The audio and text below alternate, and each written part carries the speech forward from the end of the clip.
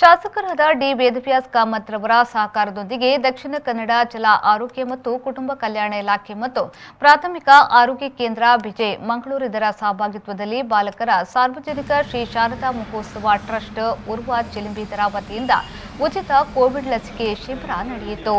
ನಗರದ ಉರ್ವ ಚಿಲಿಂಬಿಯಲ್ಲಿರುವ ಬಾಲಕರ ಸಾರ್ವಜನಿಕ ಶ್ರೀ ಶಾರದಾ ಮಹೋತ್ಸವ ಟ್ರಸ್ಟ್ನ ಶ್ರೀ ಶಾರದಾ ನಿಕೇತನ ಸಭಾಂಗಣದಲ್ಲಿ ನಡೆದ ಉಚಿತ ಕೋವಿಡ್ ಲಸಿಕೆ ಶಿಬಿರವನ್ನು ಮಂಗಳೂರು ಮಹಾನಗರ ಪಾಲಿಕೆಯ ವಾರ್ಡ್ 24ರ ಬಿಜೆಪಿ ಮುಖಂಡ ಚರಿತ್ ಪೂಜಾರಿ ದೀಪ ಬೆಳಗಿಸುವ ಮೂಲಕ ಉದ್ಘಾಟಿಸಿದರು.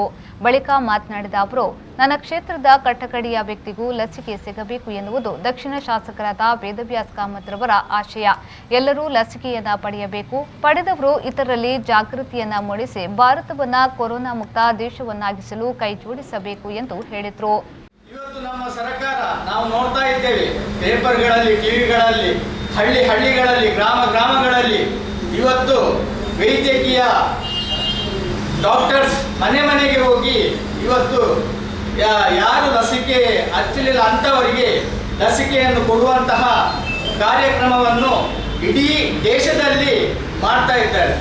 ನರೇಂದ್ರ ಮೋದಿಯವರ ಈ ಒಂದು ಕಾರ್ಯಕ್ರಮವು ಇಡೀ ದೇಶದಲ್ಲಿ ಇವತ್ತು ಯಶಸ್ವಿಯಾಗಿ ಈ ಒಂದು ಕಾರ್ಯಕ್ರಮ ನಡೆಯುತ್ತಾ ಇದೆ.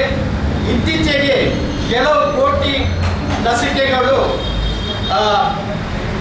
ಎಲ್ಲ ಜನರಿಗೆ ಕೂಡ ಹಂಚುವಂಥ ಕಾರ್ಯಕ್ರಮವು ನಮ್ಮ ದೇಶ ಇಡೀ ನಡೆಯುತ್ತಿದೆ. ಆಗಿರುವಾಗ ನಾವು ಕೂಡ ನಮ್ಮ ಹತ್ತಿರದವರಿಗೆ ಯಾರೆಲ್ಲ ಈ ಲಸಿಕೆಯನ್ನು ಕೊಡಲಿಲ್ಲ ಅಂಥವರನ್ನು ನಾವು ಕರೆದು ಅವರನ್ನು ಈ ಲಸಿಕೆಯನ್ನು ಕೊಡುವಂಥ ಒಂದು ಕೆಲಸವನ್ನು ನಾವು ಮಾಡಬೇಕು.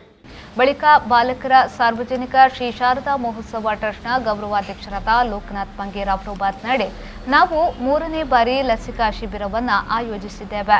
ಕೊರೋನಾ ಎಂಬ ಮಹಾಮಾರಿಯಿಂದ ಜನ ತತ್ತರಿಸಿ ಹೋಗಿದ್ದಾರೆ. ಆದ್ದರಿಂದ ಎಲ್ಲರೂ ಕೂಡ ಲಸಿಕೆ ಪಡೆದು ಜಾಗೃತರಾಗಬೇಕು ಎಂದು ಹೇಳಿದರು. ವಾರ್ಡಿನ ಜನತೆಗೆ ಲಸಿಕೆ ದೊರೆಯಬೇಕೆಂಬ ಉದ್ದೇಶದಿಂದ ಈ ಒಂದು ಕಾರ್ಯವನ್ನು ಮಾಡಿದ್ದಾರೆ.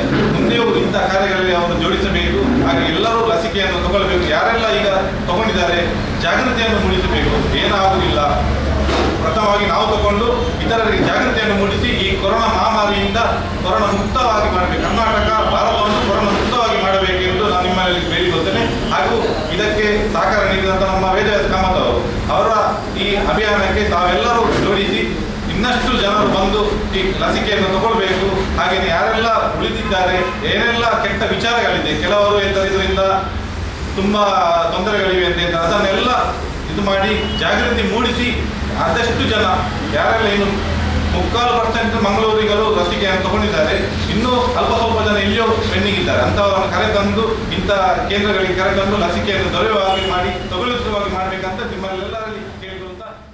ಈ ಸಂದರ್ಭದಲ್ಲಿ ಬಾಲಕರ ಸಾರ್ವಜನಿಕ ಶ್ರೀ ಶಾರದಾ ಮಹೋತ್ಸವ ಟ್ರಸ್ಟ್ನ ಅಧ್ಯಕ್ಷರಾದ ಸುಬ್ರಾಯ ನಾಯಕ್, ಕಾರ್ಯದರ್ಶಿ ಅಶ್ವಿನ್ ಕುಮಾರ್, ಬಾಲಕರ ಸಾರ್ವಜನಿಕ ಶ್ರೀ ಶಾರದಾ ಮಹೋತ್ಸವ ಸಮಿತಿ ಅಧ್ಯಕ್ಷರಾದ ಯತೀನ್ ಗಟ್ಟಿ, ಶ್ರೀ ಶಾರದಾ ಮಹಿಳಾ ಮಂಡಲದ ಅಧ್ಯಕ್ಷರಾದ ಶರ್ಮಿಳಾ ರಘುರಾಮ್, ಕಾರ್ಯದರ್ಶಿ ವೀಣಾ ಕಾರಂತ್, ಪ್ರಾಥಮಿಕ ಆರೋಗ್ಯ ಕೇಂದ್ರದ ವಿಜಯನ ವೈದ್ಯರಾದ ಧನಶ್ರೀ ಸೇರಿದಂತೆ ಮತ್ತಿತರರು ಉಪಸ್ಥಿತರಿದ್ದರು.